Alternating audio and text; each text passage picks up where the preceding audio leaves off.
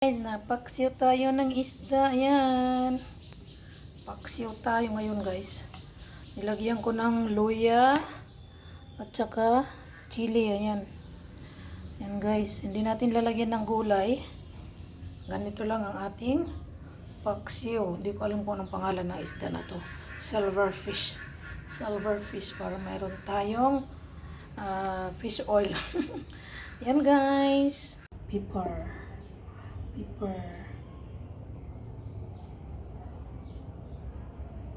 Natin damihan. Tapos guys, lagyan natin ng asin. Ayan. Isang ganito lang guys. Huwag natin damihan, no? Kasi lalagyan pa natin ito ng tubig at saka suka. Sandali lang guys.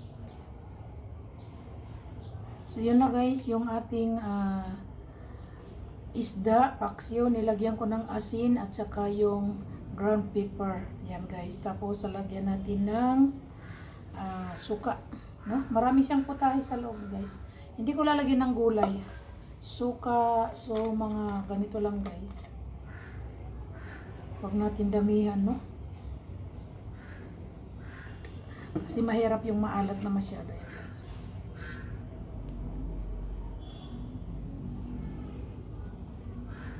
Lagyan pa natin ng isa.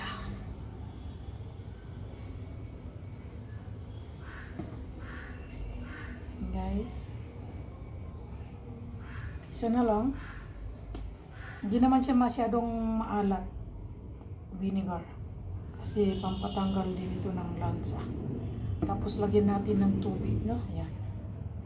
Ayan guys. Wow, ang sarap.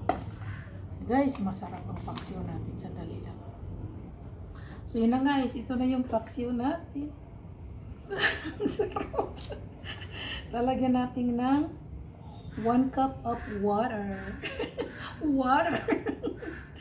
Yan guys, lagyan natin ng tubig. Ako, ang sarap nito guys. Paksiw, tapos lalagyan natin ng, alam mo guys kung anong ilalagay ko?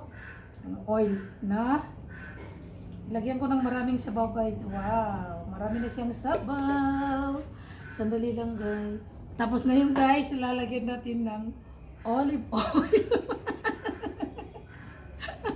Alam nyo guys, social na ako ngayon, olive oil ang ginagamit ko. Actually guys, itong olive oil guys, ay ginagamit ko ito sa pagprito ng gulay. Para lang sa, alam nyo na yung health natin. Health, diba? Yan, olive oil ang inilagay ko guys. Hindi po ito sponsor, olive oil.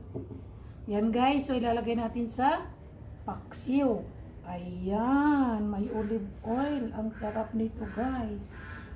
Damihan natin ng olive oil. Sosyal. Saan ka ba guys? Paksiw, may olive oil. Sosyal.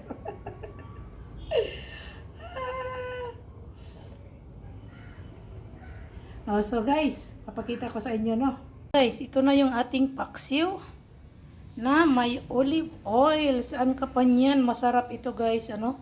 Hindi ko to lalagyan ng bitchin kahit ano. Basta yan lang. Normal lang yan guys. Okay? So, lulutuin ko na ang aking paksiw na isda guys.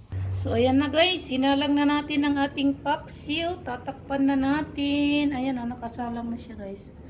Ito yung bagong ano guys, pinili ng asawa ko na na lutuan. Yan.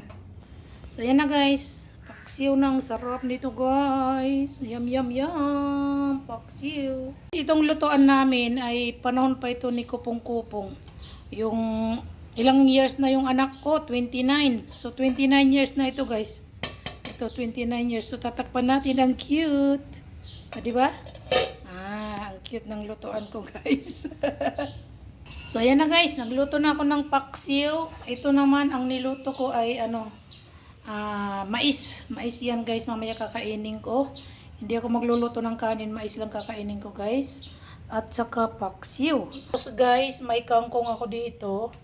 Yung kangkong na ito guys ay adubuhin ko to. So binabad ko muna sa tubig. Yung tubig na to guys ay may soda. May baking soda. So, 3 beses ko inugasan. Pagkatapos, yung tubig nilagyan ko ng baking soda. Ngayon, yung kangkong para mamatay yung mga germs ba guys. Kaya yan. Guys, yung pako. Hindi ko alam sa English kung ano ito guys. Ito yung paborito ng asawa ko guys. Ako hindi ako kumakain nito. Pako. Yung asawa ko lang guys. Ang ating paksiw. Ay, nako. Ang chalap nito guys. Oh. Ay. Ang sarap ng amoy guys. Nakakagutom.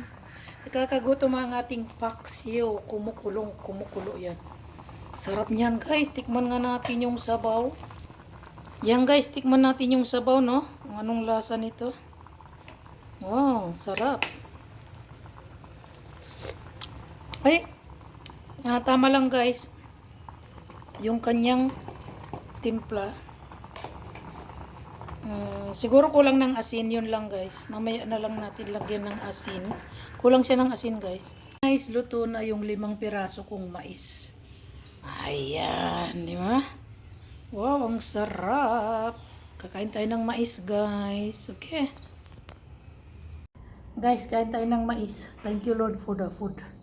Thank you Lord Jesus for the food that you have given to us, Lord Jesus. Thank you Jesus. Yan guys, kain tayo ng mais.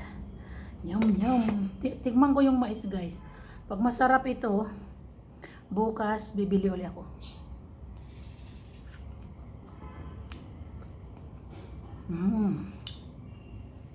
Matamis siya. Matamis siya na para siyang malagkit-lagkit guys. Sarap.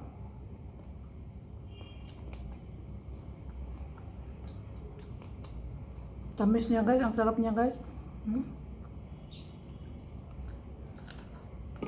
Okay guys, sarap.